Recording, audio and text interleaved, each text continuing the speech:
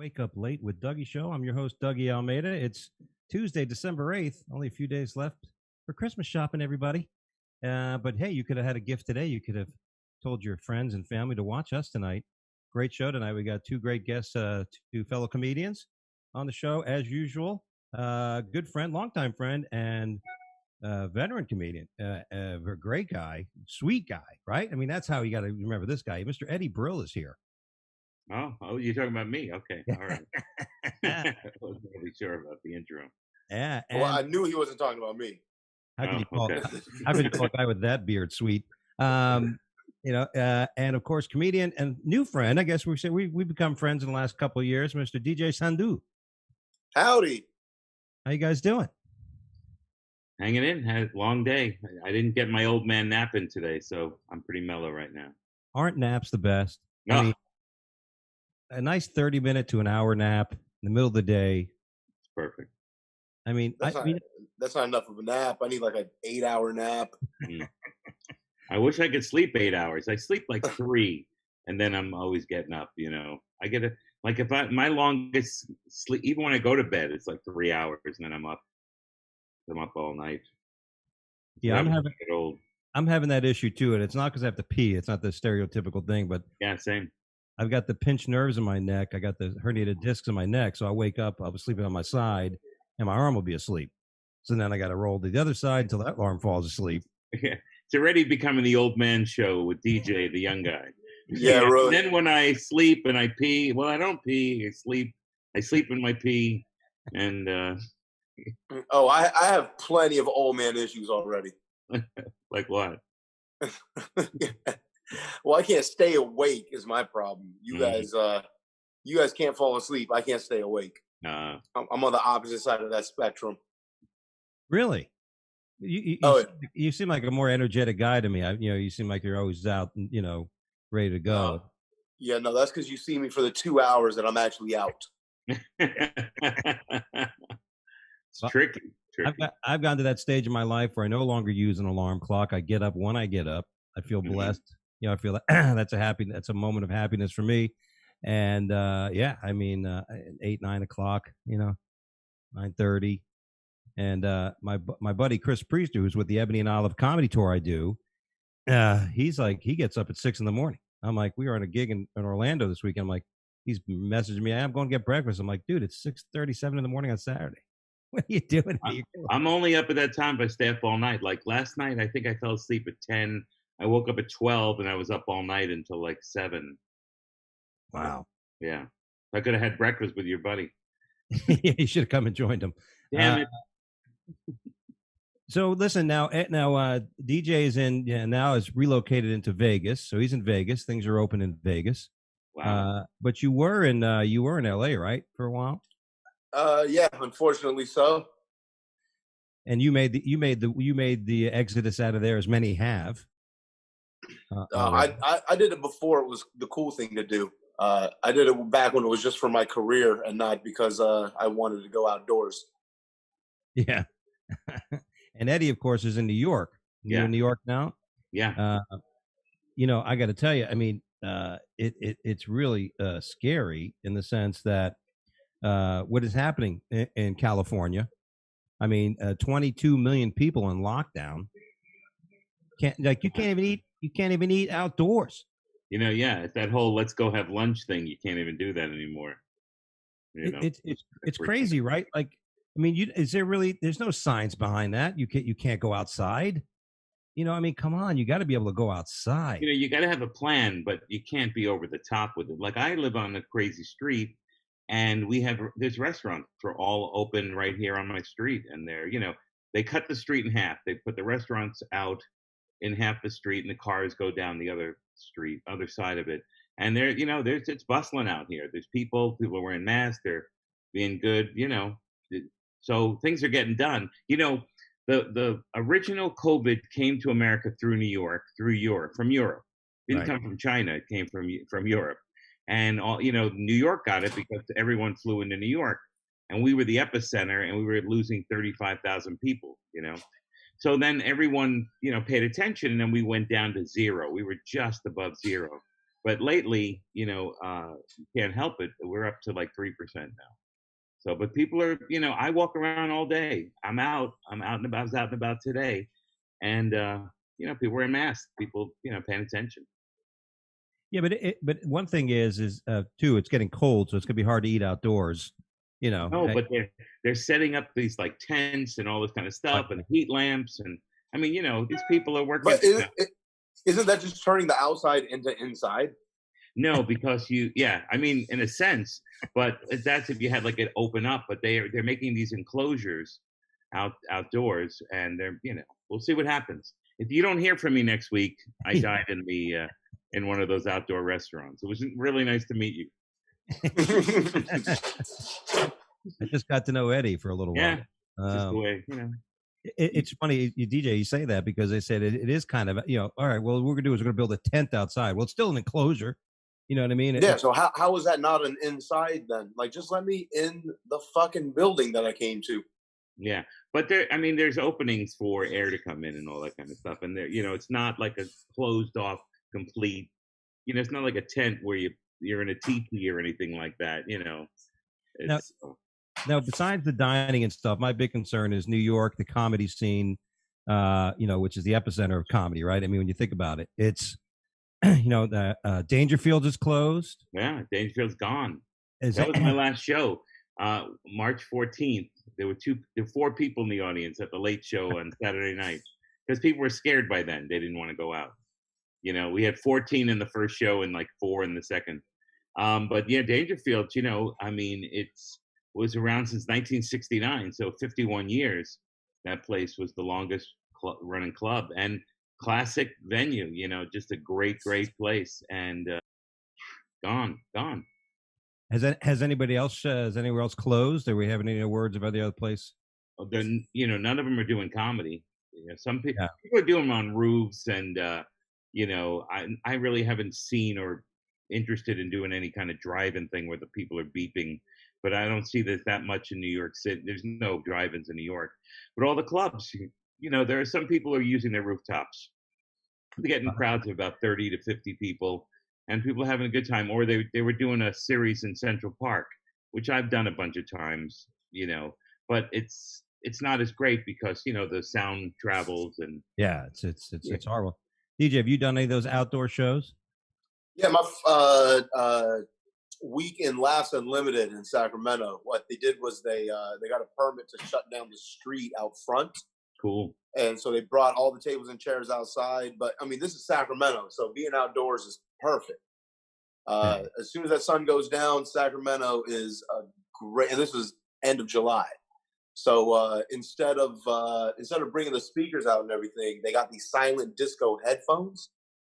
So I could be talking at this level, and you can be 150 feet away from me, and you'll hear me like we're just right next to each other because it transmits straight into your ear. And it was dope because then we didn't have to do clean comedy because kids are walking by. It's a touristy area, right? And it's literally next door to a candy shop. So, I was making fun of people walking out of the candy store, and everybody knew except for them. So it was like this inside joke between me and the people with headphones. That's great. And then people walking by just see like this huge crowd laugh for absolutely no reason. And so they stop by and they're like, so what's this? So like that thing's been popping off well. That's pretty cool. So in New York, they'd run away with the headphones, if they're 150 feet away. It's like, I can still that's why you got to leave your ID. Oh, really? That's smart. Sacramento's smart. Yeah. Jen's got it all covered. It's difficult, because I mean, as a comic, you want to feel the energy of the crowd. So it's definitely got to be. It's definitely different, right? There's a club in Alameda, California. A friend of mine, I helped them design the club, and the club itself is gorgeous, and it's perfect for comedians, and it's set up in the best possible way. And he really, really cared to make it really great. And then he was going to start April Fool's Day, and it was me and Jake Johansson were going to start, and the thing was ready to go, and he was doing 6 days a week, and comedy, and of course it shut down. But he opened up in October in his he set up a backyard kind of thing, and it was really great. and it happened to be my birthday the first night that I started, and I hadn't done comedy in 149 days, which Wow. is crazy. And I didn't just know that number. I went, Siri, what is March 14th, October 16th? That's 149. It's like, fuck, 149 days. So the first show was like, what material do I have? Who am I? So I just sat down and made it like a fireside chat with the audience, and it was me and 40 people. But it was great for me, and it was also great for them because they haven't really seen comedy. But then by the second show, it was like, I hadn't left. But that was really amazing. I did 5 shows for the weekend, and it was just spectacular. It's like, oh, this is what it's all about. This is why I love this thing so much. Yeah. I remember the first show I did, I think it was in March. It was even an open mic. Mm-hmm. Then I did Off the Hook Comedy Club with Joey Medina, and I had to watch my videos to remember I forgot my lineups, I forgot certain. Yeah.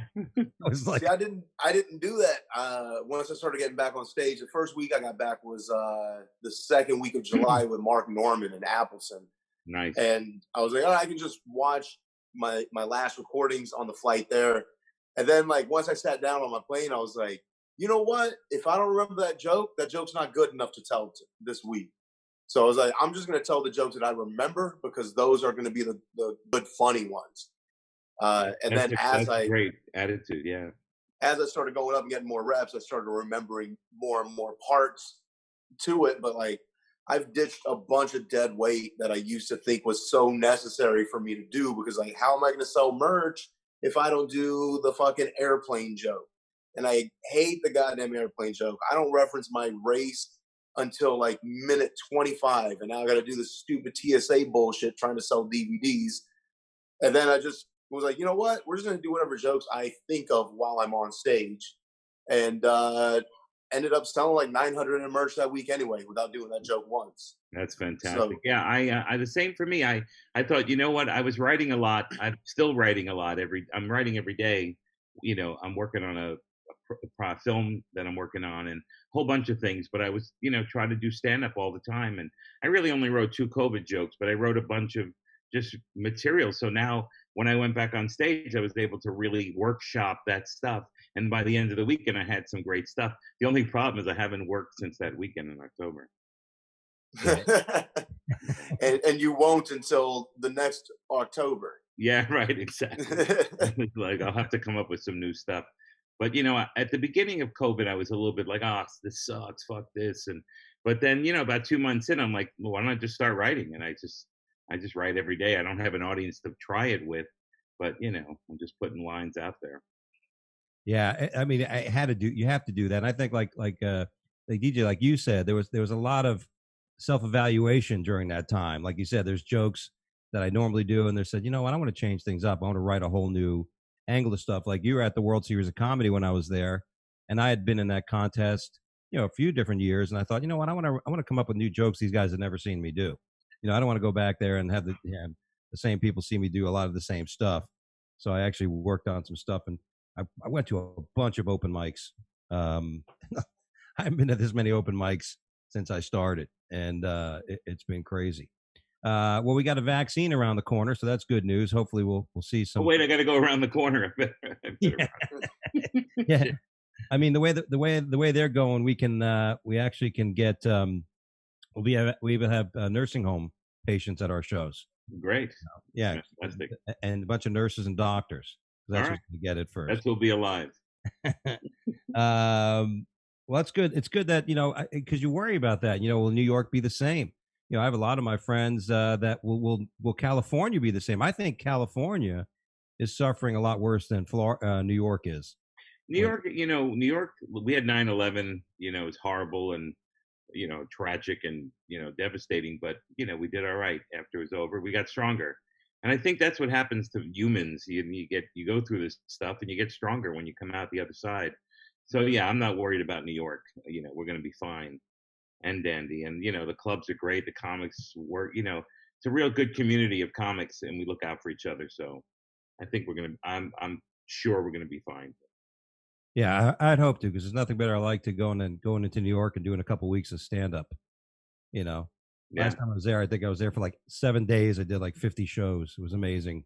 And Vegas, so many of my friends moved from LA to Vegas, and they have a great community there, right? Oh, this it's is amazing. I yeah, love it out here. So we have like yeah, 8 comedy clubs out here. that's what I So I hear. mean, if I'm not booked on any given day, I have at least 24 friends that are in town right now that I can just go. I can go to a different club every night and still not hit every club in the city, Hmm. and just go hang out and show my face. And I mean, hopefully somebody's flight got messed up and they throw me up to feature or Yeah, something like that. But like, I mean, it happens more often than it doesn't. yeah.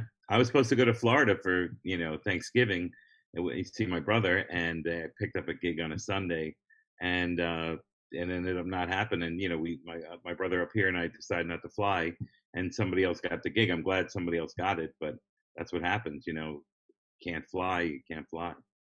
So that's the thing. Is like everybody, because I'm originally from Sacramento, and a lot of the Sacramento comedians have chalked my uh, mediocre success at this point to just luck.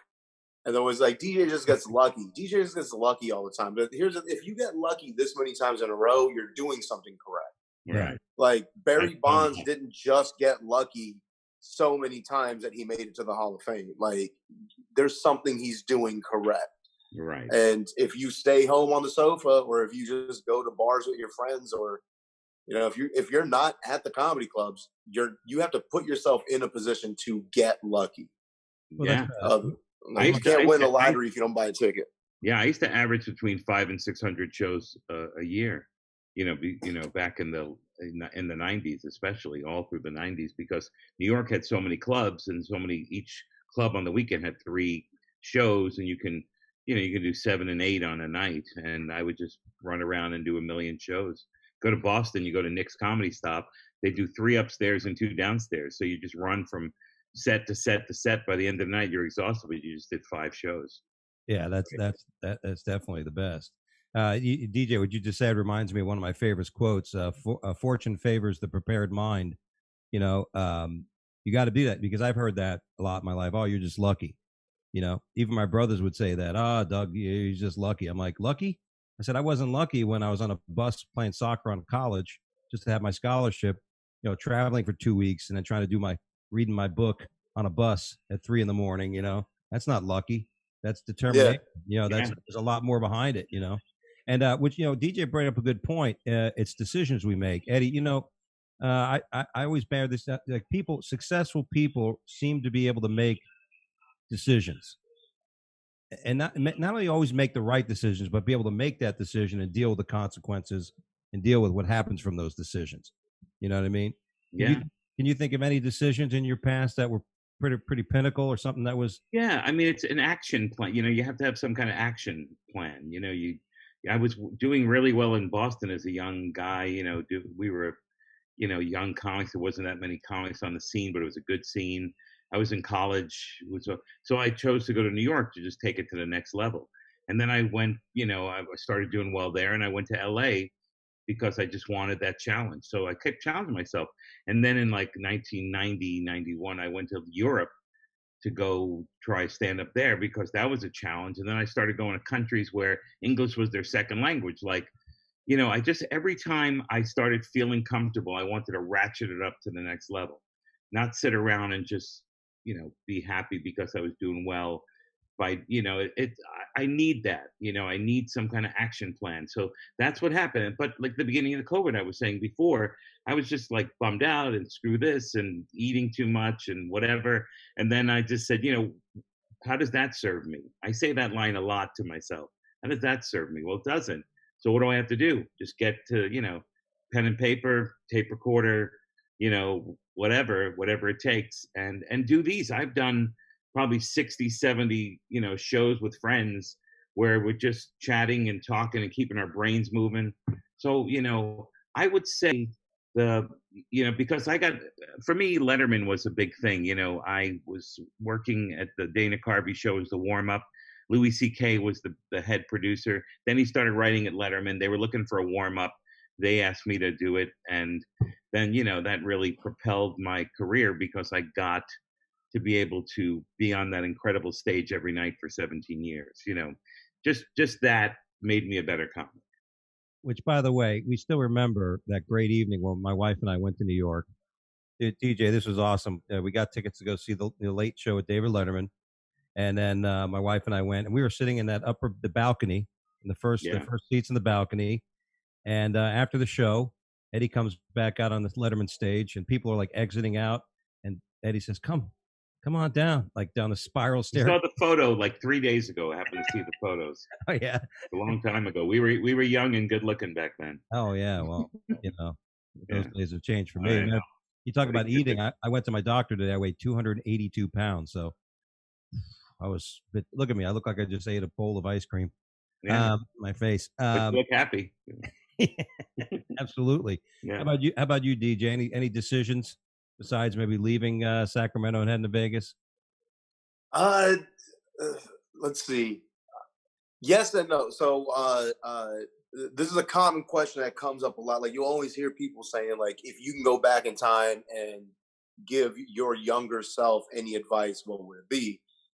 And my response is always like, I wouldn't talk to that guy because I love where I am currently. And who's to say that, like, when I was being considered as a replacement for Hassan Minaj on Daily Show, I now know why I didn't get that. And I could go back in time and tell myself what I could have done to get that gig. But how many people have you met that were SNL writers that fucking hated it? Like, getting that job doesn't necessarily mean that you're the right person for the job or that job's the right job for you.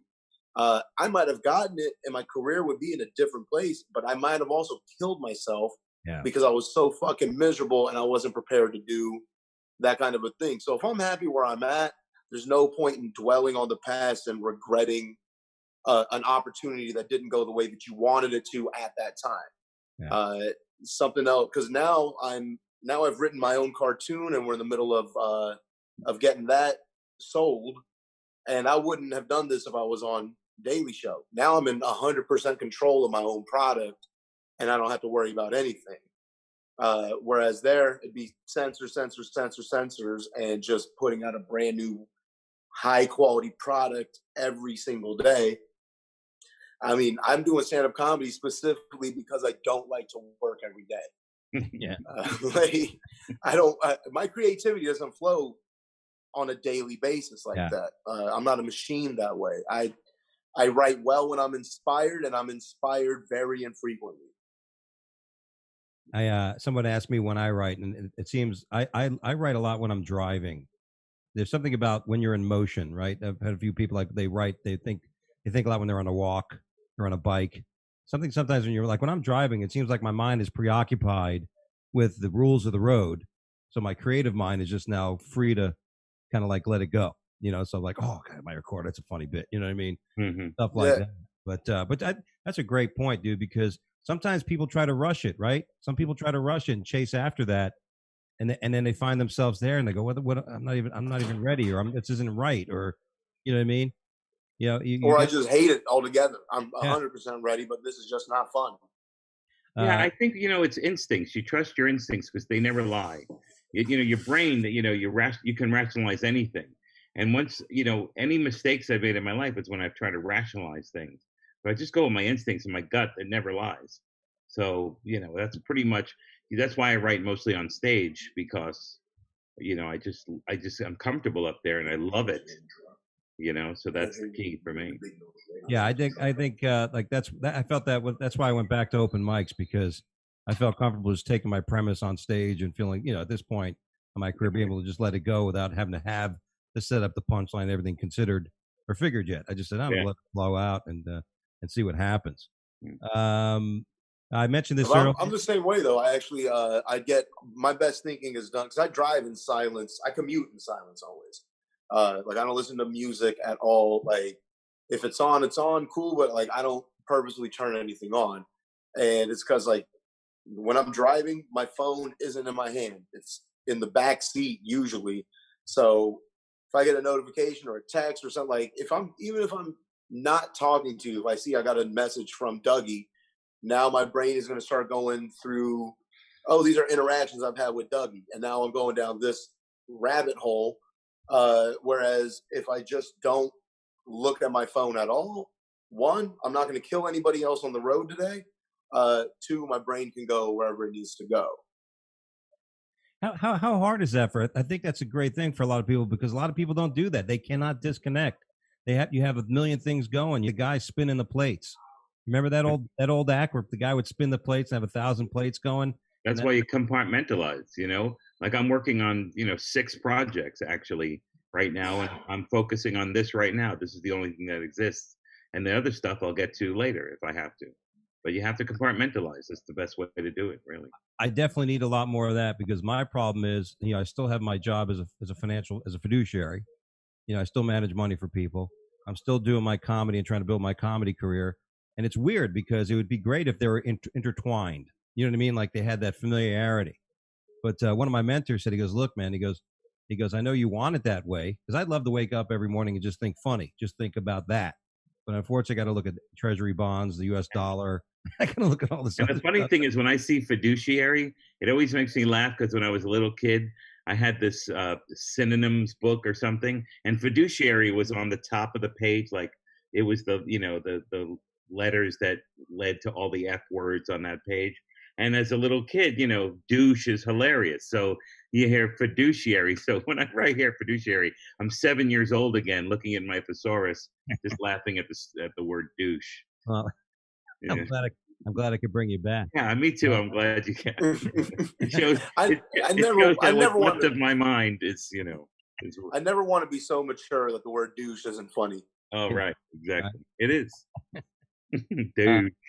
Douche. Of course, every time I say that, you're fiduciary.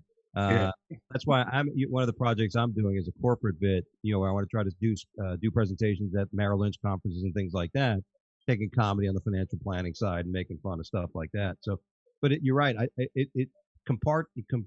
do that, to make that separation, you got to, once you come, it's like a person who comes home from work, that's it. Work's done. You got to be home with your wife, your family. You got to put all that stuff. And sometimes it's hard to do, I think, for a lot of people. But like you said, DJ, that's something I know I got to work on even more because I'll be sitting on the couch thinking of this and thinking of that, then thinking of that. And then I get overwhelmed. Then my head starts going, oh shit, right. But you and then you do it to yourself. You cause this, drama that doesn't exist, and you create that in your own head, and you get in your own way. And I've done that a million times. That's why I know. So I've learned to not worry about it, and not try. I try to stake out the different times and also create. Like for instance, at the beginning, I did a Zoom show, as a stand-up, and it just blew. And there's no reason we should do comedy for no audience. And so then I got asked to do another one, and I said, no, let me create something that would be better. So what I did was I would cut the show into 3 parts. One where I got interviewed by one person, even though it's like 250 people watching at a corporate company. And then I do deconstruct my material in the second part where I say, I wrote this joke, this is how I wrote it, and this is how it goes, and blah, blah, blah. And then the third one, third part, I did a Q&A. So now I started getting corporate work through Zoom, which is great. I'm able to create something different. And it's interesting because I could tell stories, I could do whatever. And it's not me going, trying to, pull off stand-up, which doesn't work on Zoom. It's not the most organic way to do stand-up. It's a different format, and you structured it to fit that format. Yeah. Now I'm getting all this, paying my bills during this time with no, nothing going on. You have to do that. What changes have you seen? Now you're in Vegas, so you're doing some shows, but anything you've adapted to there, DJ? Yeah, so initially when everything went into lockdown, I put a reminder on my phone saying, do not write any jokes about this. And I was going to be the one guy who didn't bring up this trauma, because you just know that as soon as you go to open mic, there's going to be 18 motherfuckers with the exact same toilet paper bit, or I just didn't want to. I wanted to set out from everybody else by not having any COVID material. But now I feel that we're far enough out from it that it's no longer such a painful topic for so many people that I can talk about my angles that are different than everybody else's. Like for me, I have a bit about like how it puts a beard dent in my face, and that's not something that everybody else is gonna have. Right. And then I also have like this angry face, so like the mask covers the only happy part of my face, and so my struggles are different than, and they're also goofier than everybody else's COVID struggles. Uh, so now I'm able to make a little bit more fun of it without it, because I wanted to wait and see what everybody else was talking about before I started writing jokes about it. That's a great point, because I had one or two, because I always felt there was something I had to do while I was going out there during COVID. I was trying to come up like you said, but I didn't want to say like you said that the hackier stuff. I wanted to come up with something I felt was a little more towards me, something I felt more towards my life. Right. So I looked at the nursing home situation, which, like you just said in the beginning, basically the joke is no one's ever going to, the one good thing about COVID, no one's ever going to send their parents to a nursing home again, and then that joke was rough in the beginning because, but then I started tagging it with something like, well, if you're not laughing, that's probably because you have parents you want to put in a nursing home. Right. So I noticed that in the last few weeks, it's taking, you're right, because it's kind of settling a little bit now. People are like, all right, yeah, you're right, Yeah, I wrote one the first week because I love wordplay, and I said, well, before COVID, I was at the height of fashion, and now because I've eaten so much, I'm at the width. And that was hilarious. But that's a great, like, to me, when you could take a topic like that and not make the joke really about the topic. Not at all. The topic is just ancillary, right? It's just on the outside of it, right? Yeah, well, I learned that from watching Colin Quinn after 9/11. He wrote, and did it on Letterman. He did a joke about 9/11, but you never make fun of 9/11. And, the real place, the foundation for that was I watched Life of Brian with Monty Python. They never made fun of Jesus on the Mount, but they made fun of the people in the crowd who couldn't hear what Jesus was saying because there's no microphone. Yeah. So you never make fun of COVID. You make fun of your, the only other joke I had was, I said, it's funny, I live alone and it's kind of lonely. And then I realized I haven't pleasured myself in a few days. And was it something I said? So again, it has nothing to do with COVID. It's my, irresponsibility or my vulnerability or whatever the word is. That's a great truth to that. Speaking of COVID, the vaccines are out. They started distributing it in England. We better come up with a British accent if we want to be cured. I was just going to say, where's mine? I want my bloody vaccine, man. Yeah. Well, I mean, you're not going to get healthcare without the accent, so. Right. That's right. Social medicine. The question is with the vaccine, would you take it? You guys, would you be ready to take the vaccine? You know what? Yeah. After a while, yeah. I didn't get a smartphone until like the Galaxy 3, I think. So I'm gonna let you monkeys figure this out, and once you guys have it mastered, then I'll jump in. I don't get the first generation of anything. I'm just saying, like a lot of people got burned discovering fire. Very smart. Yeah, it's a good point. Same way. How about you, Dougie? Well, I was I had COVID in June, and so I was thinking, all right, I got the antibodies. Although today, when I went to the doctor, I found out my blood work, I don't have any antibodies anymore. Damn it. They've left me, so my plasma is useless. I won't be able to distribute it to the women in the audience anymore. You know what I mean? But I don't know. I guess it's a weird thing. I mean, why not? Like the shingles vaccine. The shingles vaccine my doctor prescribed, which I want to take because. David Letterman had it, and he was out, right, when he had it for weeks. Brutal. Like 8 weeks, I forgot. And I had a friend of mine that had it, and you watch it, looking at the sores. I mean, he showed me. I'm like, oh my God, I think that scared me. That scared me enough to want to get the vaccine. I don't think COVID scares me enough to get the vaccine.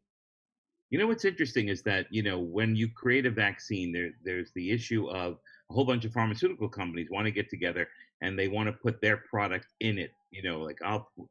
I'm from Squibb and we're going to put mercury in it. I'm from Lilly and we're going to put this part in it. So they're just kind of putting it together and then testing it at the beginning. So at the beginning, they're going to give it to the doctors and the first responders. So let them get it. If they live, it's like, then me and DJ will be. And you guys will jump in with your iPhones and your, and your Androids. Oh, absolutely. yeah, I'm not. I'm not gonna get the first flying car. Yeah. Yeah. I'm gonna wait until there's a few flying car companies, and now I can trust this. Like I don't need the first anything ever, especially if it's gonna give me a fourth arm or something. Right. Like, Yeah. I don't need something that's gonna suddenly grow a chromosome for myself. Well, could Yeah. you imagine if the first people to take the vaccine and enlarges their penis 3 times? Yeah. And then, Oh. then the whole world's going to want to take it. Yeah, Yeah, exactly. what am I gonna do with a 36-inch penis? Yeah, right. You have to get the vaccine that gives you a 46-inch hand. Yeah, exactly. He got this big ass. I'm gonna need to get a second pass at Disneyland. It's gonna be tall enough to ride its own ride. Sorry, sir. You need to buy 2 seats on the plane for you and your penis. That's funny. I had one topic and I want to talk about, but I don't. I'm going to scratch that one. Japanese spacecraft returns asteroid samples back to Earth. I don't know if you guys saw that. I guess as a comedian, the first thing I think about is what would be amazing if they found in those samples?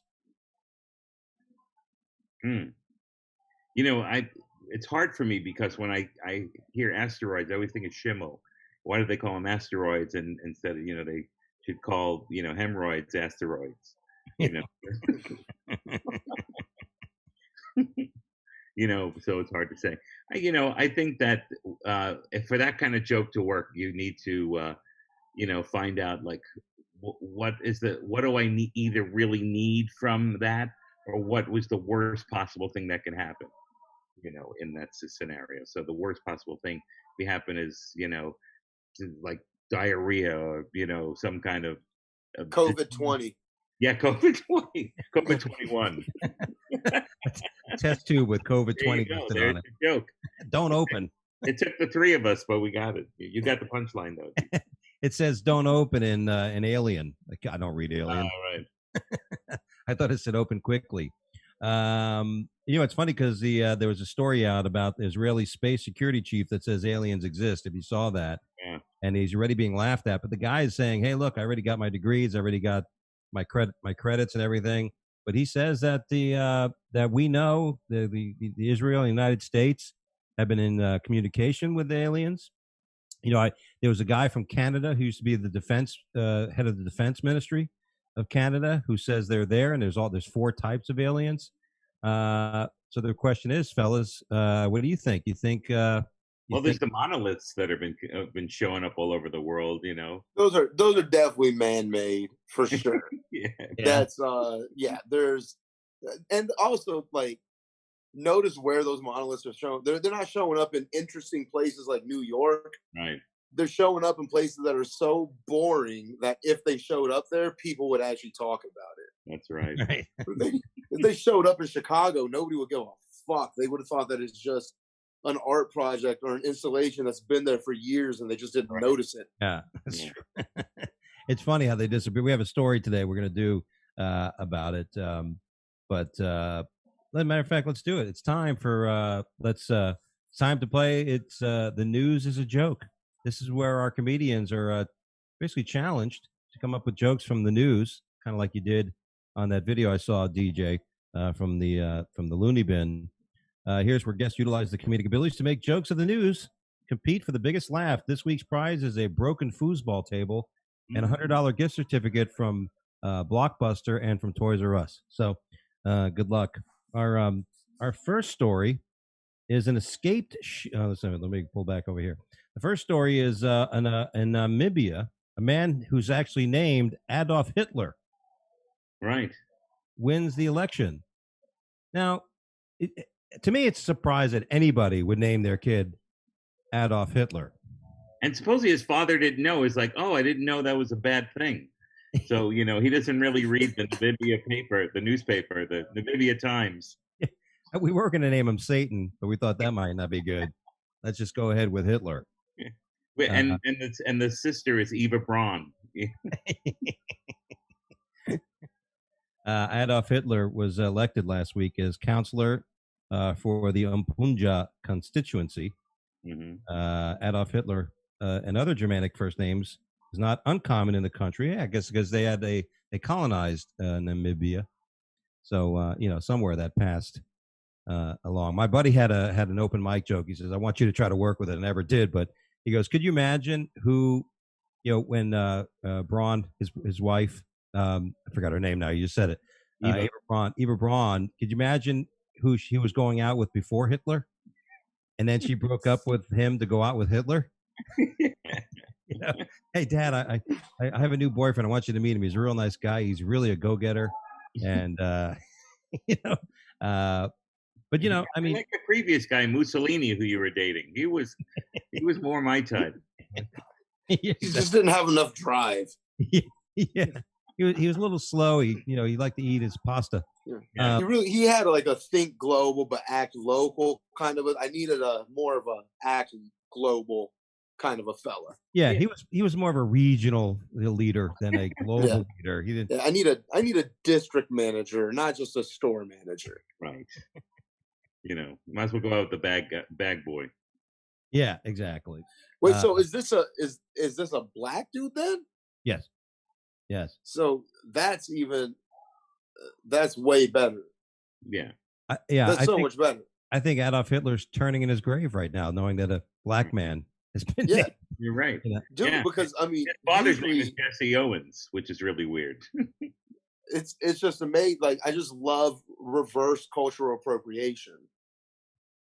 Because usually it's white guys taking shit from black people, and it makes me real happy that black guys are taking over now.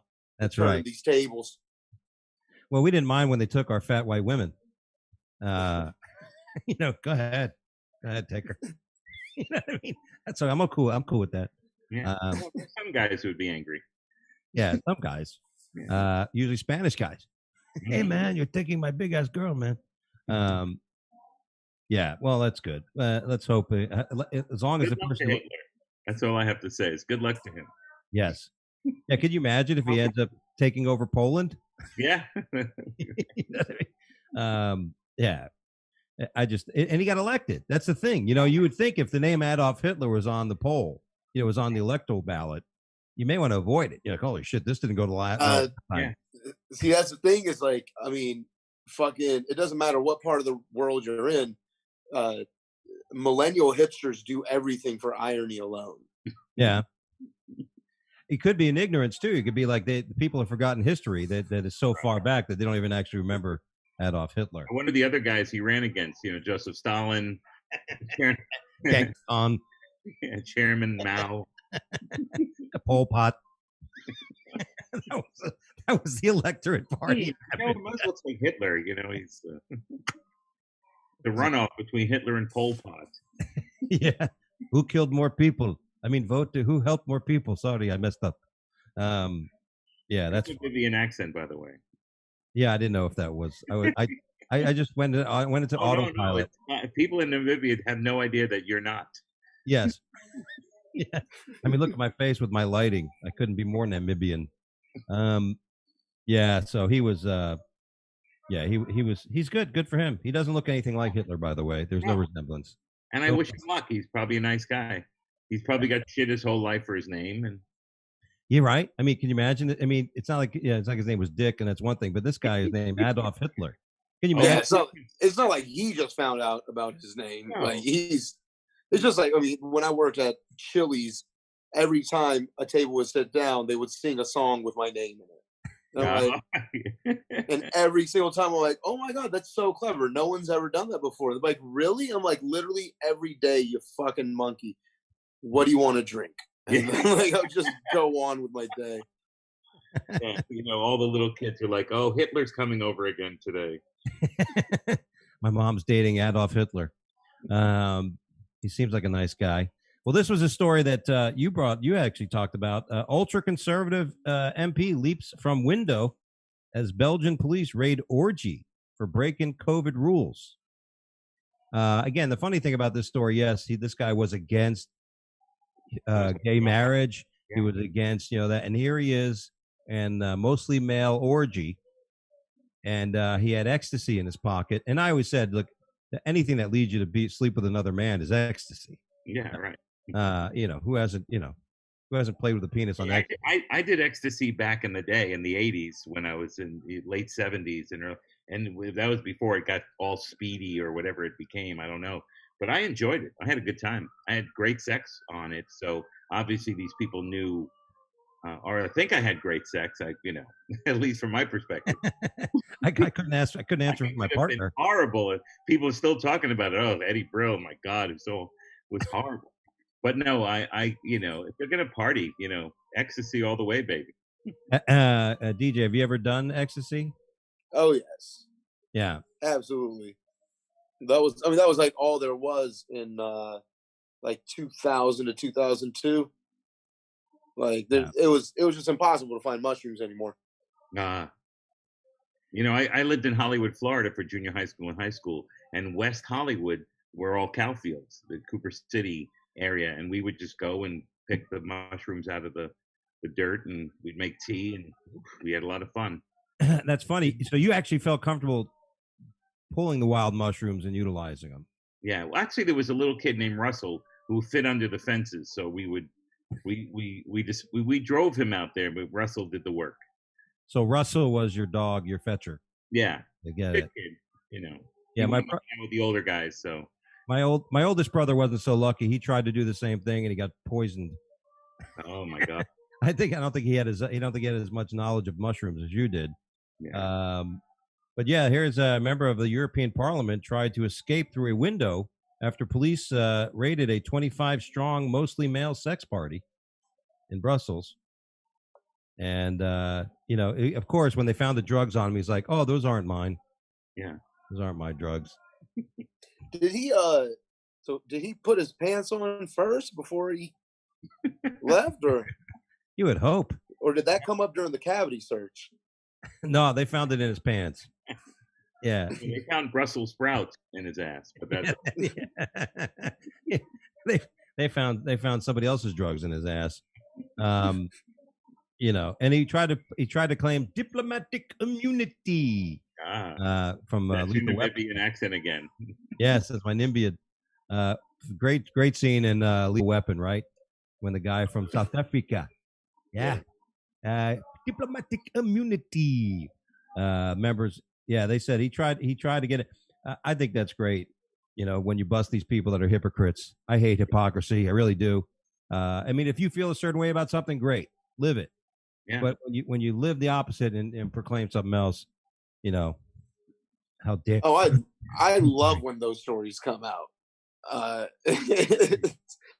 Just like I think that anybody who's so vehemently against homosexuality is terrified of their own homosexuality. Yeah, because as a kid you get shit on for being homosexual, so these people are afraid to get shit on, so they join in on the shitting on, and eventually they act like, oh, this is horrible, but in reality our societies at fault for that because we should make everybody comfortable to be who they are.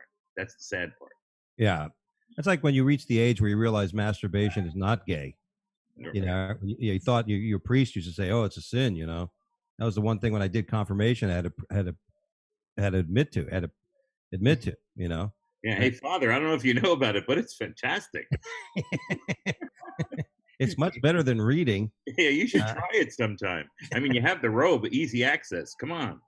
Yeah, exactly. Yeah. And you get do it 2-3 times a day, and maybe these 12-year-old boys will be safe. Yeah, exactly. Our next story. This is interesting. If it pulls up here, of course it's looping on me. Escaped sheep wanders into hotel and waits for elevator. This wasn't the same hotel they were having the orgy at, which would have been fun. Yeah. You know what I think? It was probably, some guy heard he couldn't sleep like us. And he said, if you count sheep, you get to sleep. So he's ordering sheep. He doesn't get it. He's like, so the sheep shows up in the elevator, sheep here. He was the black sheep of the family, and he's out there, making money, sheeping. And he better hope everybody has narcolepsy because, they count one sheep and they good one. Yeah, it's only I'm a one sheep guy. Yeah. One sheep. I'm asleep. I'm a sleep sheep. Yeah, I can't see. There it goes. That's the thing for one sheep. in a hotel in Wales shared a video of a sheep that wandered into the building and was found standing in the hallway where it appeared to be waiting for the elevator to head to the orgy, of course. Uh, yeah, that's got it. Could you imagine walking out of your hotel room and there's a sheep just sitting there? I'm like, somebody couldn't afford a prostitute, I guess. I ordered a goat. Exactly. They always screw up my order. Here's my Namibian accent. I ordered this. We ran out of goats, so I sent sheep. All right, Adolf, leave the sheep. Same thing. I mean, it sounds like that hotel was in a bad neighborhood. That's right. That kind of comedy's right up my alley. There you go. My dad's gonna be so proud of me. Yeah, see, I'm a dad, so see. There you go. That's a great one. A woman killed her husband, then stabbed own vagina to claim self-defense. Now, out of all the places to stab, well, she definitely didn't have another boyfriend, or plans for one. It's not like the guy must have been such an asshole. It's like, look, what can I do to get rid of him? I'll stab my vagina. I've never had a woman piss me. I never had a woman piss me off so much that I wanted to cut my dick off. I mean, you know what I'm saying? You pissed me off. Fucking cut my dick off. Cut off my dick to spite my face. An Alabama woman charged back in 2019 for killing her husband, stabbed her own vagina, and then she didn't just do it once. She stabbed it multiple times, which, I don't know if she mistook the knife from a dildo or vice versa. Yeah, the handle looked the same. Claims she shot her. She says she claimed her husband that shot her dead. Now that's the thing. A problem with that story. Like, if you're going to kill your woman, I don't think a deathly blow to the, like in Mortal Kombat, they don't say stab the pussy. It's they don't. It'd be a strange finisher move. Yes, it's definitely an odd mood. It's not a kill strike. It's not a kill strike to stab the vagina. You may lose your knife. Yeah. And I mean, that's the same woman that complains about having to shave it. Yeah, she was probably trying to shave it. Yeah. I mean, you think razor bump suck. Hey, honey, your vagina has 3 gashes in it. I don't know which one to put my dick in. So, I mean, the guy must have been horrific, to do that. I mean, he was such a douche. He was such a fiduciary. She was charged. Prosecutors disagree, claiming Doyle stabbed herself in a wild attempt to avoid prosecution. Based on the evidence that has been recovered at this time, we don't believe that Mr. Doyle inflicted those because he's not an asshole. If I wanted to kill my wife, I would definitely stab her in the chest. Right? Yeah, in the heart. Unless they found, like on his internet, they found on his computer, how to stab the vagina, or that was his favorite porn. Right. Now this is we're on a little bit of a motif of this stuff, but relationship breakdown at Potters Association over dildo workshops. Now, I don't know if you saw this. It's amazing. You want to keep things inventive. You know what I mean? So there was this group, this pottery group. These people do that. They come together. We're gonna make some ashtrays and some vases and shit. So the lady tries to think outside the box and says, "You know what? Literally outside the box." Yes. In and out of the box. I'm thinking in and out of the box now. But she said, ceramics. When you think about it, I guess a ceramic is a pretty good piece. If you're going to make a dildo, you wouldn't want to make one out of, I don't know, like rubber. Well, I guess you could. What happened to you making the ashtray for your mother? It's like, come a long way, baby. Yeah, the ashtrays are easy. You just kind of flatten the shit up, put little things on there for the cigarettes. But to make a dildo, so some of the women, you can imagine, this is one of those things where somebody says, "This is disgusting," where it's just a dildo. It's not like, just go ahead and make it. Wellington Potters Association president Nicole Gaston resigned her position after a disagreement over the workshop, leaving the club without anybody to top her job. What I noticed is that every one of these stories has to do with some kind of sexual thing. It's like stabbing. Well, and it's like sexual repression. Right. Yeah, I'm because sorry. we look at sex in such a negative way because there's that ridiculousness of saying that sex is no good and sex the devil's work and sex all the stuff we learn as kids, and then people are fucked up sexually because of it, and look what happens, stabbing their vaginas. They're getting sheep to fuck, and then they're naming their kids Hitler. It's just like, and the guy, we're talking about masturbation and dildos. I mean, all of these stories, and then the guy jumping out the window because he was afraid of being homosexual. It's all, we make it worse for human beings to really enjoy life by putting negative connotations on all the fantastic things. Yeah. Yeah, especially ecstasy. Yeah. Oh my God. I think That's the keep your change drug, I would call it, because you're in such a good mood. Keep the change. yeah.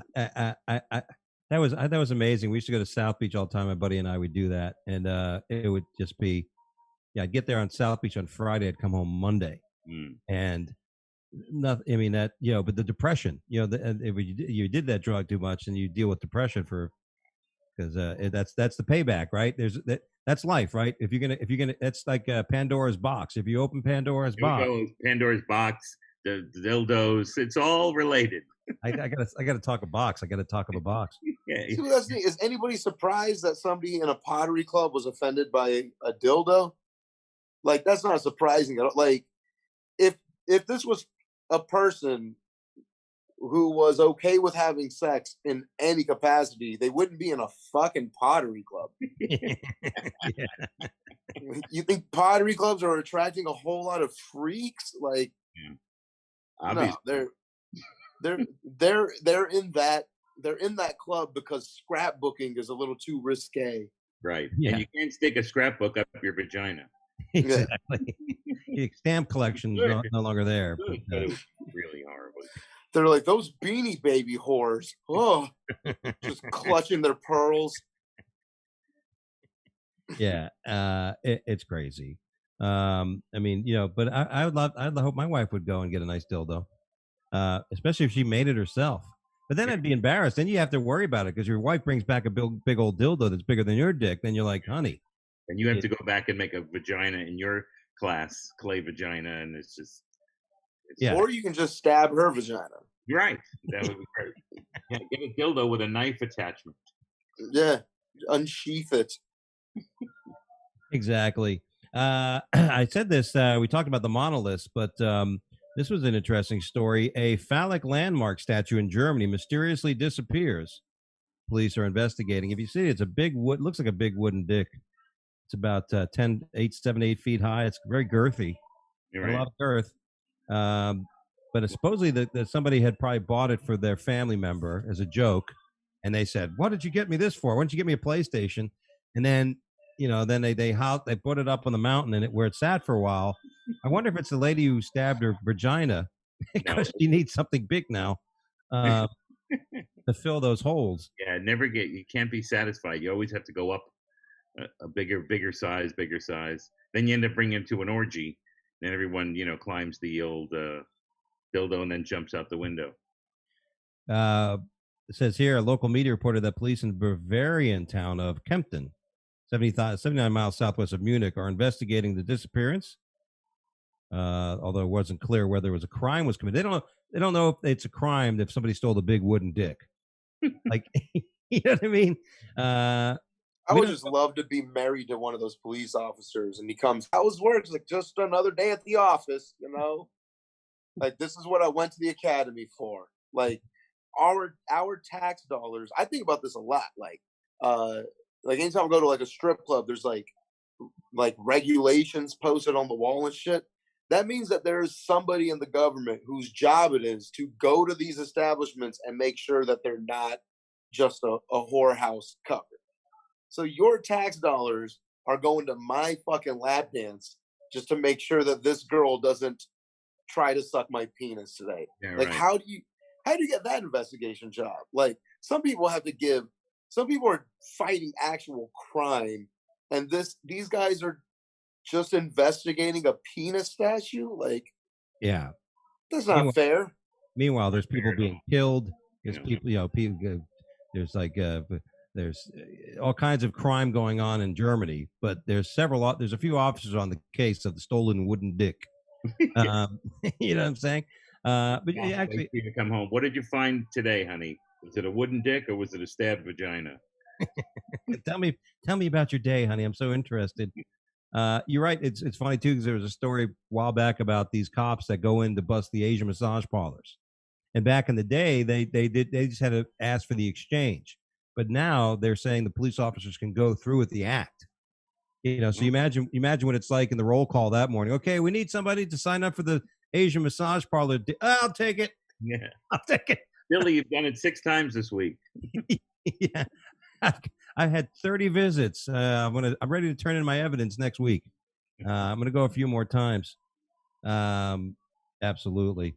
And our last show. This story is actually great. Because we had that story here in Florida a few weeks ago. The guy who jumped in the water to save his puppy from that baby alligator. If you saw that, did you see that video?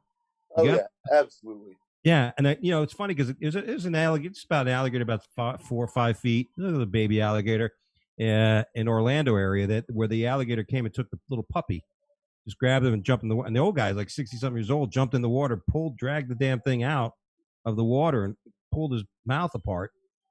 And the puppy got out. And there's some people going, "Oh, look at the alligator; it wasn't that big." I'm like, "Yeah, I like to do it, you pussy." Yeah, you know what I mean? Oh, everybody's judging. But this was a situation. A man grabbed a 350-pound bear, which oddly enough was a gay guy over at that orgy.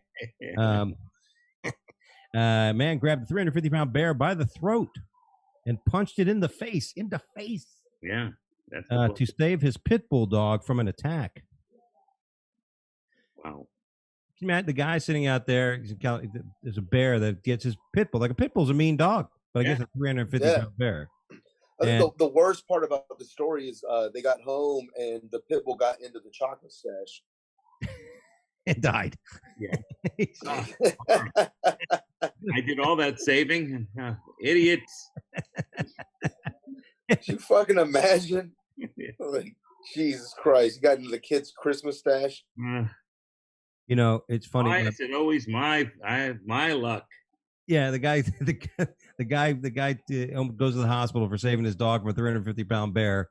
It goes into surgery, right? He has all this life-saving surgery. The poor dog comes home and eats a few Hershey's Kisses that happen to be dropped off on the floor, and he dies.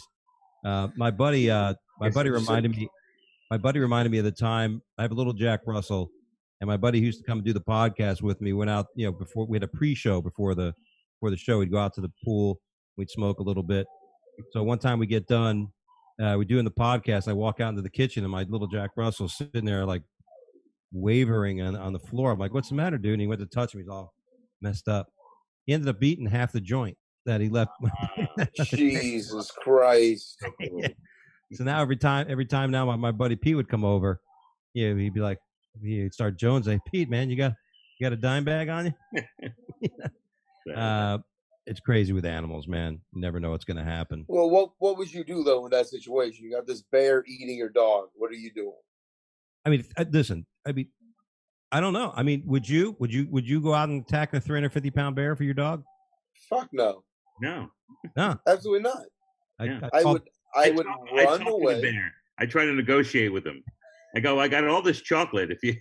If you give me the dog back, I'll trade you this can." All right, what are you gonna do?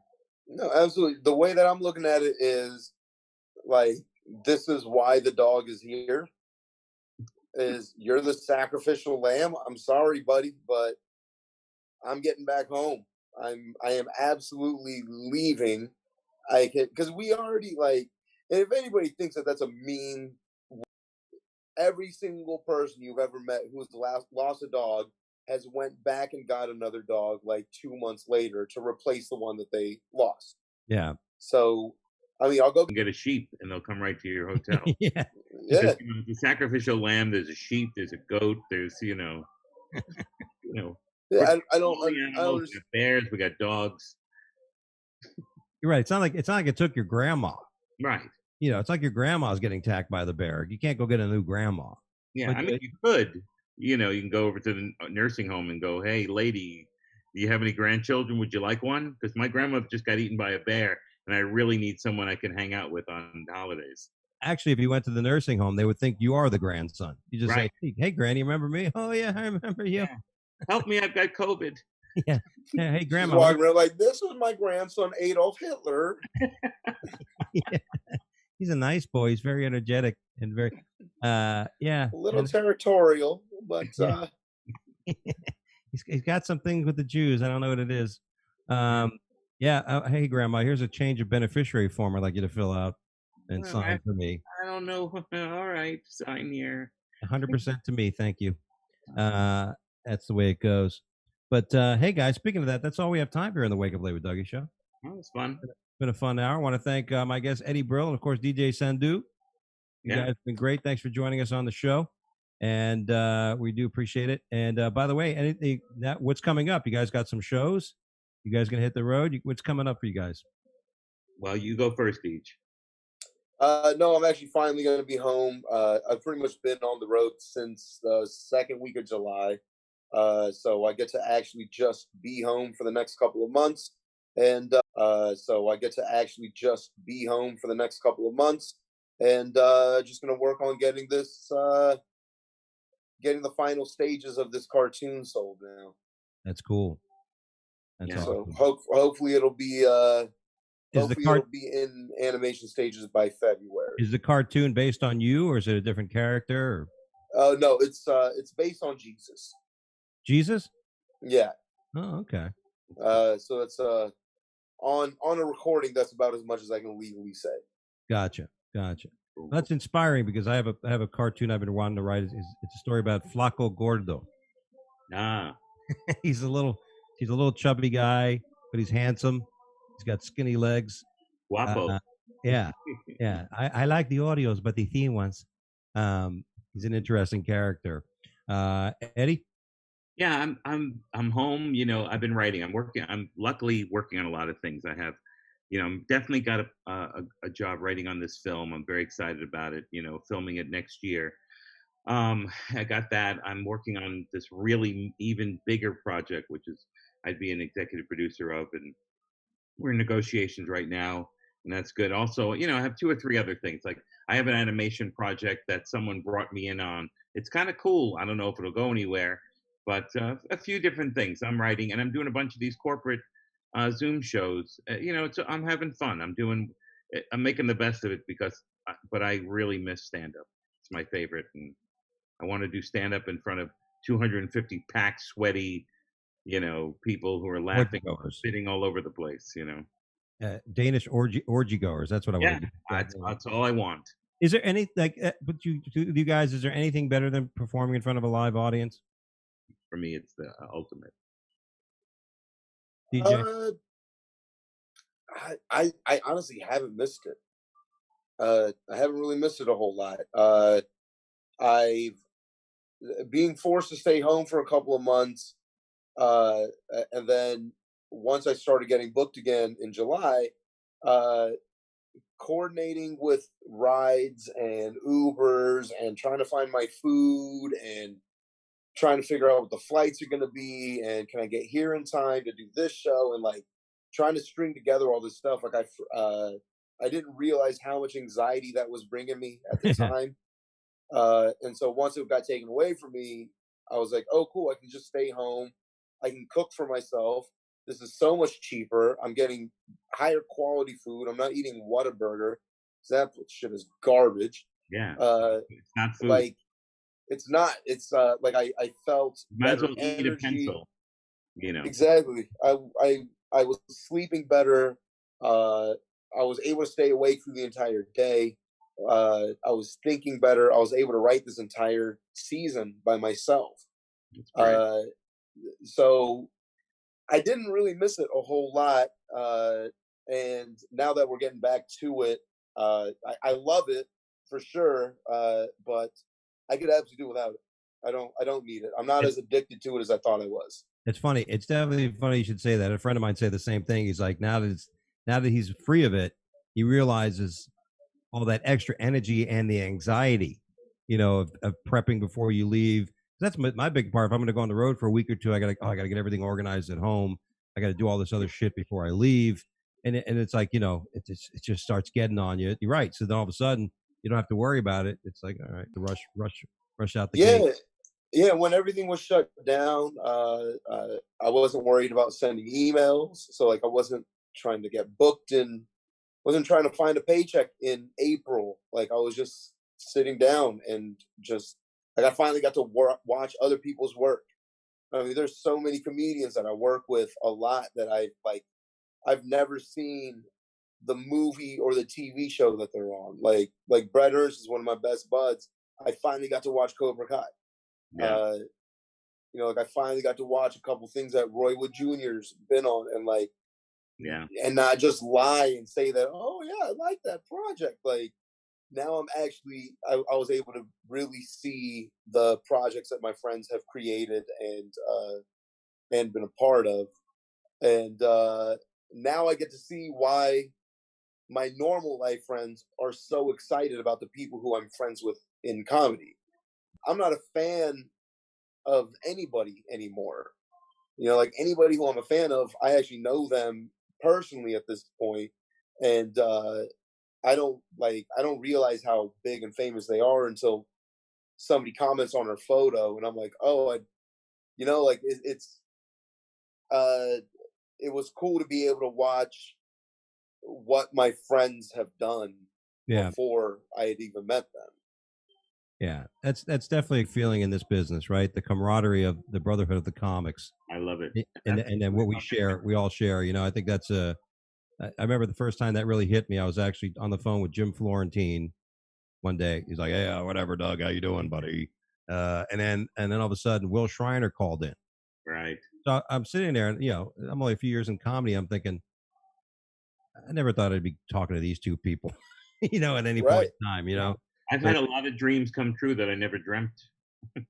you know, it was like I never dreamt any of them to happen. When they happened, it was like, oh my God, it's incredible that I know these people or got to deal with these people. And, but I do like the camaraderie, and, we comedians keep in touch.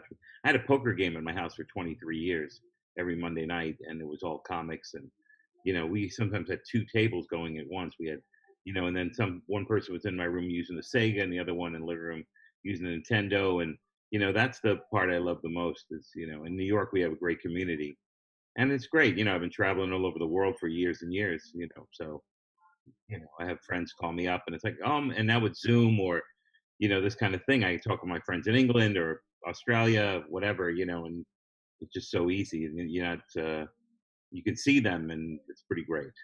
that's awesome. Well, this has been fun, guys. I really appreciate you joining me on the show today, and I want to wish you guys all the best going forward in 2021. Happy holidays to you guys and your family. Good luck with your project, DJ. I think that's exciting. I think cartoon's awesome. If you need a voice, Yeah. I absolutely wish that I had that much control, but the production company is trying to get famous people. And I was like, that's the wrong way to go. Like, we're already dealing with characters that everybody's heard of. Mm. So there's no point in getting somebody famous to be the voice of somebody famous. You're better off getting a nobody, so that, if we get Will Smith to be the voice of Joseph, then my Will Smith and your Will Smith are completely different people. Like, you might be the Pursuit of Happiness Will Smith, and I might be Fresh Prince of You Bel can Air be Will the Smith. pitcher for the San Francisco Giants named Will Smith, the left hand. Right. I Yeah. know he's with the Braves now, I think, but yeah, it's interesting because the voice. And I think that kind of perverts somebody's vision of what they thought this project should have been or was going to be. Yeah. Where it's like, nobody is comparing this project to something else that you've done. And also, like, I mean, Joe Rogan's going to be fine. This minimum wage voice acting gig would change my roommate's life forever. Right. For Joe Rogan, it's just going to be another $100,000. Right. Yeah. Wow. Well, there you go. Well, good luck with that. Yeah. Have a happy holiday, both. Yeah. And hopefully talk again soon. You got it, guys. Thanks so much for joining us. And everybody, we'll be back next week with an all new show right here at the same spot. God bless. Take care. And we'll see you then. Wake up! Wake up! I'm not psycho! Wake up. Wake up!